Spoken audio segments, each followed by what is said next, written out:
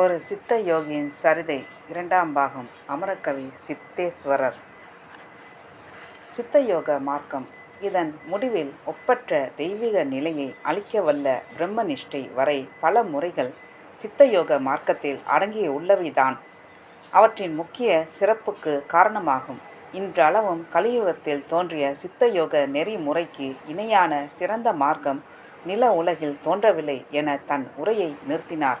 அப்படியெனில் நம்முடைய பாரத தேசத்தில் தொன்று தொட்டு எத்தனை வகையான யோக சாதனையின் வழிமுறைகள் இருந்தன என்பதை கூற முடியுமா என்று மற்றொரு கேள்வியை எழுப்பினார்.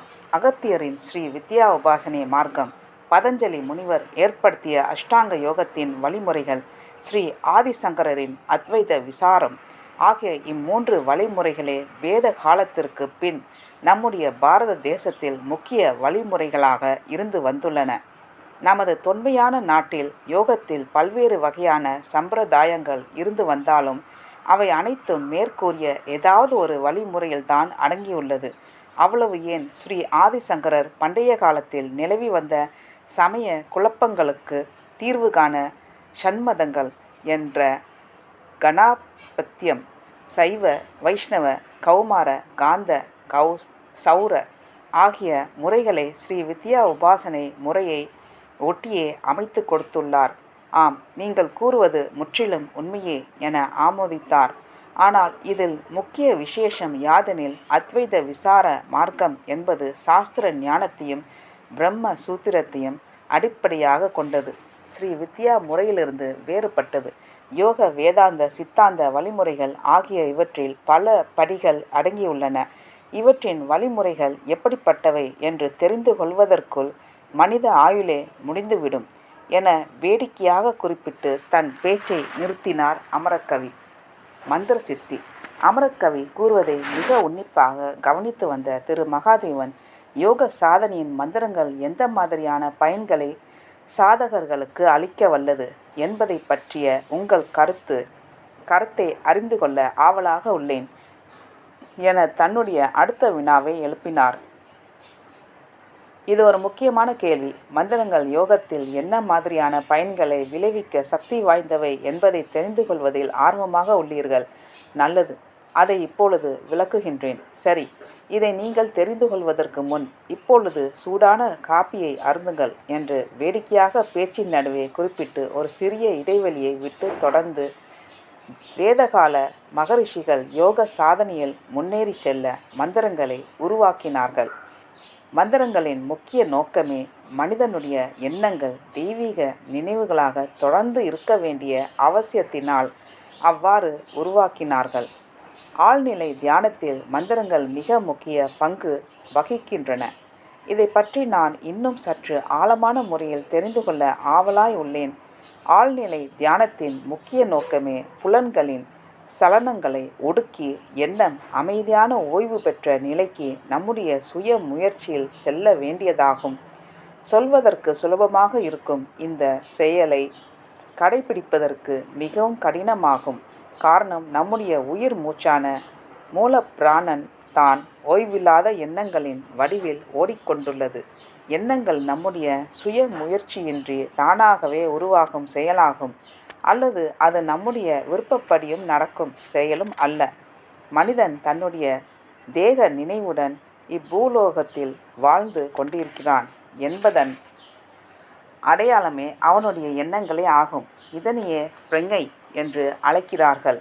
எனவே மனிதனுக்கு பிரஞை நீங்கினால் மரணம்தான் மிஞ்சும். நீங்கள் சொல்வது மிகவும் யதார்த்தமான விஷயம்தான் என ஆமோதித்தார். ஆகவே மனிதன் எண்ணத்தையும் ஒரேடியாக அடக்க முயலக்கூடாது. எண்ணங்கள் நம்முடைய உயிர் மூச்சுடன் தொடர்பு கொண்டுள்ள விஷயமாகும். ஆனால் பாருங்கள், எல்லோரும் பொதுவாக தியானத்தில் எண்ணமற்ற நிலைக்கு, தாட்லெஸ் ஸ்டேட், செல்ல வேண்டும். அப்பொழுதுதான் மனம் அமைதி அடைந்து சித்த விருத்தி நிரோதம் என்ற நிலை கைகூடும் என்று தவறுதலாக எண்ணிக்கொண்டுள்ளார்கள். நன்றாக சிந்தித்து பாருங்கள். எண்ணங்களே இல்லாத ஒரு நிலையில், தாட்லெஸ் ஸ்டேட், எங்கிருந்து அவனுக்கு பிரபஞ்ச சக்தியின் ஆற்றலாக உள்ள பேரறிவு உதயமாகும் என்பதுதான் கேள்வியாகும். எண்ணமற்ற நிலை என்பது மனிதனை சூன்யத்தில் கொண்டு போய் சேர்த்துவிடும். இதில் தொடர்ந்து பழகி வந்தால் சாதகனுக்கு சித்த பிரமை பிடித்துவிடும். தன்னுடைய தேக சுரணியை நிரந்தரமாக இழந்து விடுவான். எதை பார்த்தாலும் வெறிக்க வெறிக்க பார்க்கும் அவன் நிலைவுக்கு எல்லாமே அயோமயமாகத்தான் தோன்றும். அப்படியெனில் ஆழ்நிலை தியானத்தின் பயிற்சி என்பது எண்ணமற்ற நிலைக்கு கொண்டு போய் விடும் என்று கூறுகிறீர்களா என கேட்டார். இல்லை, நான் அந்த அர்த்தத்தில் கூறவில்லை. நீங்கள் நினைப்பது போல் எண்ணமற்ற நிலையும் மனிதனுக்கு அவ்வளவு எளிதில் கூடிவிடும் என்பது அர்த்தமல்ல. பொதுவாக தியானத்தில் ஈடுபடும் சாதகர்களுக்கு தூக்கம்தான் ஆட்கொள்ளும். ஒரு சிலர் இந்த அனுபவத்தையே மன ஒடுக்கம் தங்களுக்கு கிடைத்து விட்டதாக கற்பனை செய்து கொள்கிறார்கள். ஒரு சிலரே தியானத்தில் மனோசாந்தி என்ற நிலையை எட்டி பிடிக்கிறார்கள். எனவே எண்ணத்தை அடக்குவது என்பது அவ்வளவு சுலபமான காரியம் அல்ல. எண்ணமற்ற நிலையின் தீவிர பழக்கம் நாளடைவில் சூன்யத்தில் கொண்டு போய் சேர்த்துவிடும் என்பதுதான் எச்சரிக்கை ஆகும். இம்முயற்சியை யார் மேற்கொள்கிறார்கள் என்ற வினாவை சற்றென்று தாமதியாமல் வீசினார் திரு மகாதேவன். வலுக்கட்டாயமாக மூச்சை அடக்கி அதன் மூலம் எண்ணங்களை கட்டுப்படுத்த முயலும் புடோயோகிகள் தான் இவ்வாறு எண்ணமற்ற நிலைக்கு செல்ல முற்படுகிறார்கள். பின் எப்படித்தான் எண்ணங்களை கட்டுப்படுத்த வேண்டுமென்று கூறுகிறீர்கள்? எண்ணம், உயிர் இரண்டும் ஒன்றுதான். அதில் எந்த வித்தியாசமும் இல்லை. உயிர் என்பது நமது ஸ்தூல உடம்பில் நாத சக்தியாக சகலத்தையும் இயக்கி அசைத்து வருகிறது. எண்ணமற்ற நிலை என்பது நாத சக்தியின் துணையற்ற சூன்ய நிலையை குறிப்பதாகும். அது ஒருவித சஞ்சாரமும் அற்ற மேஷ பூமி என்பார்கள், அல்லது தெய்வ அனுக்கிரகம் அற்ற நிலை எனப்படும். இதில் சித்தர்கள் சென்ற வழிமுறையை நான் கடைபிடித்தேன். என்னுடைய ஆழ்நிலை தியானத்தின் முயற்சி என்பது எண்ணத்தை ஒரேடியாக அடக்குவது அல்ல, மாறாக எண்ணத்தை ஓய்வு கொள்ள செய்யும் கலையில் moments of thought free silence விட்டு பயில்வது. ஆழ்நிலை தியானத்தில் புலன்கள் அடக்கி சித்த சலனம் ஒடுக்கம் பெற்ற நிலையில் எண்ணத்தை அலைபாய விடாமல் ஒரு கட்டுக்குள் நிலைநிறுத்தி வைக்கும் கலையை நான் என்னுடைய சுய முயற்சியில் பயின்று அதில் வெற்றி கண்டேன்.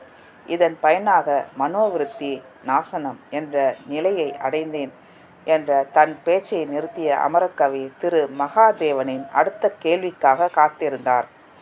எண்ணத்தை கட்டுப்படுத்தும் பயிற்சியை எந்த சாதனையின் மூலம் மேற்கொண்டீர்கள்? இதற்கு ஒரே வரியில் பதில் கூற வேண்டுமானால் அது மந்திர சித்தியின் மூலமாகத்தான் என்பதுதான். மந்திரங்கள் எந்த மாதிரியான பலன்களை தர வல்லது என்று மீண்டும் முன்பு கேட்ட அதே வினாவை எழுப்பினார்.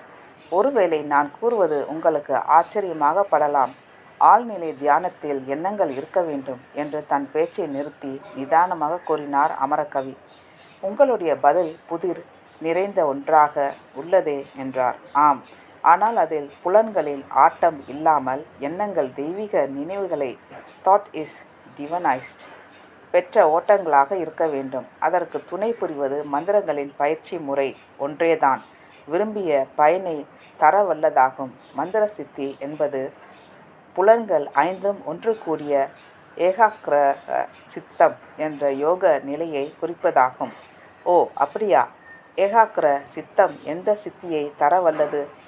அதன் மூலம் எண்ணத்தின் பிரதிபலிப்பாக ஓடிக்கொண்டிருக்கும் பேச்சையும் அடக்க முடியும். எண்ணம் ஒரு கட்டுப்பாட்டிற்குள் வந்து நிலை பெறும்போது பிராணாயாமத்தின் பயிற்சியின்றியே மூச்சையும் கட்டுப்படுத்த முடியும் என்பதுதான் நான் ஸ்ரீ வித்யா யோக மார்க்கத்தில் கண்டறிந்த முறையாகும்.